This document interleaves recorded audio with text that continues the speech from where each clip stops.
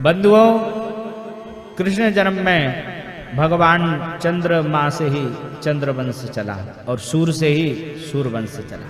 तो चंद्रवंश में बहुत सारे राजा हुए, नवग हुए, ये सब हयाती सयाती सब हुए, लेकिन इनके ही वंश में वो सूरसेन हुए और इनके ही सूरसेन के वसुदेव का विवाह उग्रसेन के भाई, क्योंकि कंस की चचेरी बहन थी देवकी, और इनका एक विवाह तो रोहिणी से हो गया था, रुक्मिणी से रोहिणी हुआ, और इधर इनने दूसरा विवाह देवकी के साथ पक्का हुआ। लेकिन देवकी के साथ जब पक्का हुआ तो कंस ने अपने पिता को भी कारागार में डाल रखा था। तो प्रजा सोचने लगी कि अरे ये तो बड़ा दुष्ट है, अपने पिता को भी कारागार में डाल के रखा है, ये राजा रहेगा तो हमारा तो सब गोविंदा है। लेकिन इसने ऐसा नाटक रचा, जब अपनी चचेरी बहन का विवाह हुआ तो विवाह के बाद जब बहन जाने लगी तो रथ वाला जो सारथी था उससे कहा तुम रथ नहीं ले जाओगे, रथ हम स्वयं ले जाएंगे, और अपनी बहन का रथ स्वयं चलाए। अरे सब जनता सोचने लगी अरे जिसको हम दुष्ट राजा समझते थे ये तो बड़ा दयावंत है, देखो अपनी बहन का रथ स्वयं चला रहा है। और फिर क्या था, आगे जैसे ही रथ बढ़ते बढ़ते गए तो देवताओं से नहीं रहा गया। देवताओं ने कहा ए कंस, जिस बहन को तू इतने खुशी खुशी विदा कर रहा है इसी का 8वां गर्भ तेरा काल होगा। देखो दुष्टों की मति बदलने में देर नहीं लगती, तुरंत तलवार निकाल ली, कहा ना रहेगा बांस ना बजेगी बांसुरी। जैसे ही तलवार मारने के लिए उद्यत भया तो वसुदेव ने रोक लिया, और रोका, कहे कि भैया तुम्हें भय किससे है? कहा कि इसके बालकों से है ना, इससे थोड़ी भय है, मैं तुम्हें कह रहा हूं कि एक एक लाके दूंगा। फिर क्या था, कारागार में डाल दिया गया और सबसे पहले कीर्तिमान भय। जब कीर्तिमान भय तो लाके कंस को जैसे दिए तो कंस ने सोचा कि अरे मुझे तो 8वें से भय है, इससे क्या भय है? तो कंस ने कहा जाओ जाओ इसे ले जाओ। इतने में नारद जी आ गए। नारद जी ने कहा कि ये देखो ये क्या है, फूल है? कहे हाँ। कहे कितनी पंखुड़ी? कहा 8। कहा 1 2 3 4 5 6 7 8। दूसरे से गिनाया 1 2 3 4 5 6 7 8। कहा कि भैया देवताओं की बात में मत आओ, कोई सा भी 8वां हो सकता। कंस ने अब फिर बुलाया कीर्तिमान को और बुला के उस बालक का भी पत्थर पे मारा, प्राण। ऐसे करके 6 बालक मारे गए। और अब सारे देवता पहुंचे नारायण के पास, स्तुति करने लगे, प्रभु अब तो आ जाओ, अब तो आ जाओ। और भगवान को बुलाने लगे हैं, भगवान को बुलाए, स्तुति गाए। अब भगवान ने क्या कहा, वसुदेव गृहे साक्षात् भगवान पुरुषपरा जनित तत्प्रतीर्ताप्यम संभवन्तु सुरश्रिया। भगवान ने कहा वासुदेव के यहाँ हम साक्षात रूप में आ रहे हैं, और हमसे पहले हमारे शेष जी आएंगे, और तुम सब भी जाओ।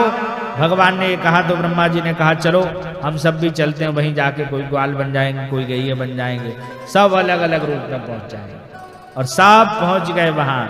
इधर 7वें गर्भ में साक्षात दाऊ भैया आए, और दाऊ भैया का जो गर्भ था वो रोहिणी जी के गर्भ में स्थापित कर दिया संकर्षण के द्वारा। इधर कहा भैया वो तो गर्भ में ही समाप्त हो गया। फिर क्या था, कहा कि अच्छा रहा मुझे मारना नहीं पड़ा, अपने आप मर गया। और 8वां गर्भ जैसे ही आया तो उस कारागार में एकदम उजेला हो गया। सारे लोग देखे कि एकदम दिव्य तेज कहां से हो रहा है। सारे देवता आसीत तिष्ठवयो राजान पद्यान ये ग्रहम, सारे उस कारागार में एकदम दिव्य रोशनी हो गई, जैसे भगवान का देवता लोग आकाश में विराजमान हो गए और आकाश से स्तुति गा रहे हैं। सत्यम व्रतम सत्र त्रिसत्यम सत्यस्य योनि निहितस्य सत्ये। और क्या कह रहे हैं, स्वागतम कृष्णा शरणागतम कृष्णा, स्वागतम कृष्णा शरणागतम कृष्णा, स्वागतम कृष्णा शरणागतम स्वागतं कृष्ण शरणागतं कृष्ण स्वागतं शुभ स्वागतं शरणागतं कृष्ण स्वागतं शुभ स्वागतं शरणागतं कृष्ण स्वागतं कृष्ण शरणागतं कृष्ण स्वागतम कृष्ण स्वागतं शुभ स्वागतं शरणागतं कृष्ण स्वागतं कृष्ण स्वागतं कृष्ण स्वागतं कृष्ण स्वागतं कृष्ण। सारे देवता पहुंचे, स्वागत करने लगे और दिव्य अलौकिक समय आ गया।